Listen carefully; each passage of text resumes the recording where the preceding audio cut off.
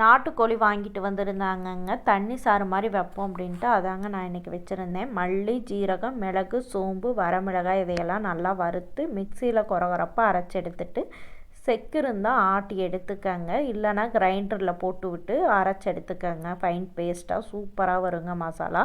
வதக்கின வெங்காயத்தையும் மிக்சியில் ஒரு அடி அடித்து சேர்த்துருக்கங்க. மிளகு டேஸ்ட்டாகவே இருக்கும் இந்த மாதிரி அரைச்சி எடுத்துட்டிங்கன்னா.